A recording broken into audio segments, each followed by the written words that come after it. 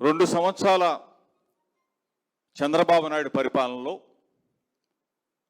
బలహీన వర్గాలకు జరుగుతున్న ఇబ్బందులు, బాధలు, కష్టాలు, కన్నీళ్లు ఇవన్నీ కూడా చర్చించిన దరిమిలా ఒక కార్యాచరణ తీసుకోవాలని చెప్పేసి ప్రభుత్వం మీద ఒత్తిడి పెంచాలా, ప్రభుత్వానికి బలహీన వర్గాల బాధలు తెలిసేలాగా ఒక కార్యాచరణ తీసుకోవాలని చెప్పేసి అందరం కూడా ఒక మీటింగ్ ఏర్పాటు చేసుకోవడం జరిగింది.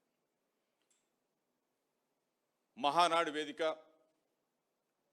చంద్రబాబు నాయుడు మాయమాటలు, లోకేష్ అబద్ధాలు ఇవన్నీ కూడా వింటూ ఉంటే రాష్ట్ర ప్రజలందరూ కూడా అసహ్యంతో, సిగ్గుతో ఇన్ని అబద్ధాలు చెప్తా ఉన్నారేంటి, మరీ ముఖ్యంగా బలహీన వర్గాల సమాజం మొత్తం కూడా బలహీన వర్గాలని బలవంతుడిగా, శక్తివంతులుగా, బలహీన వర్గాలు ఒక దమ్ముగా, ధైర్యంగా 2019 నుంచి 2024 వరకు జగన్మోహన్ రెడ్డి గారి పరిపాలనలో సంతోషంగా, సుఖంగా ఉంటే ధైర్యంగా గుండె మీద చేయి వేసుకుని మా జగనన్న ఉన్నాడు, మా జగనన్న ప్రభుత్వంలో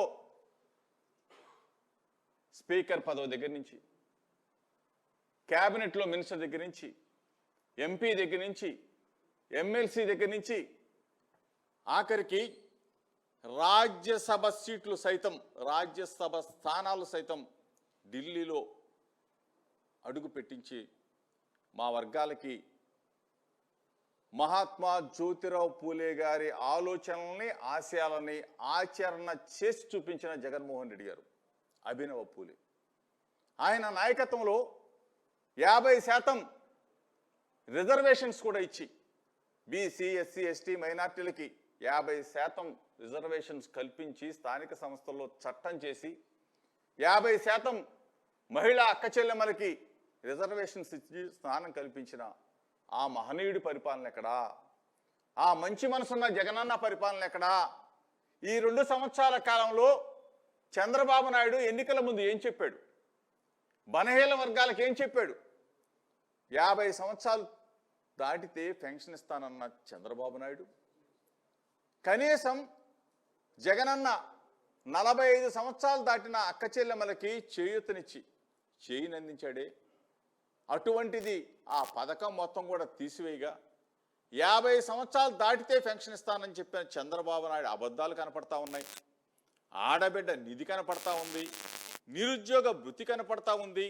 1 కాదు 2 కాదు, మా బలహీన వర్గాల పిల్లలు, మా వర్గాలన్నీ కూడా పెద్ద పెద్ద చదువులు చదువుతూ ఉంటే డాక్టర్ వైఎస్ రాజశేఖర రెడ్డి గారి దగ్గర నుంచి మా జగనన్న వరకు ఫీజు రియంబర్స్మెంట్ 1 నయా పైసా కూడా ఖర్చు లేకుండా మా పిల్లల్ని ఇంజనీర్లను చేశాడు, డాక్టర్లను చేశాడు, పాలిటెక్నిక్ చదివించాడు. ఇటువంటి చదువులకి మంగళం పాలిన చంద్రబాబు నాయుడు. అదేవిధంగా మా బలహీన వర్గాలు డబ్బులు లేకపోయినా, ఎన్ని ఇబ్బందులు పడుతూ ఉన్నా, ఎంత పెద్ద జబ్బు చేసినా సరే కార్పొరేట్ హాస్పిటల్కి వెళ్ళి ఆరోగ్యశ్రీ 1 నయా పైసా కూడా ఖర్చు లేకుండా బ్రహ్మాండంగా ఆపరేషన్ చేయించుకొని తిరిగి వచ్చే పరిస్థితులు పోయి అట్నుంచటే కాటికి పోతున్న పరిస్థితులు ఇవన్నీ కూడా గమనిస్తున్నా ఈ 2 సంవత్సరాల చంద్రబాబు నాయుడు పరిపాలన మీద ఈరోజు ఇందాక పొద్దునే చూసా, టైం, డేటు, ప్లేస్ చెప్తానని చెప్పేసి అభివృద్ధి మీద, సంక్షేమం మీద మాట్లాడుతూ రండి, టైము, డేటు, ప్లేస్ మీరే నిర్ణయించండి అని చెప్పేసి లోకేష్ చెప్తా ఉన్నాడు. మేము బలహీన వర్గాలకు సంబంధించిన మాజీ మంత్రులు మేము చెప్తా ఉన్నాం, టైం, డేట్, ప్లేస్ లోకేష్కే, యువర్ చాయిస్, నీకే అప్పు చెప్తా ఉన్నాం.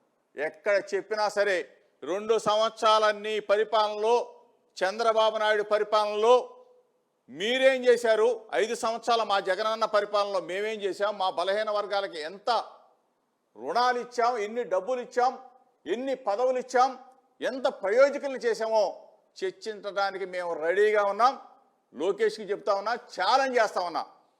మహానాడు వేదిక మీద నుంచి నువ్వు మాట్లాడావు, ఈరోజు వైఎస్ఆర్ కాంగ్రెస్ పార్టీ తరఫున మాజీ మంత్రులుగా మేమందరం కూడా మాట్లాడుతా ఉన్నాం, నీకు ఛాలెంజ్ చేస్తా ఉన్నాం.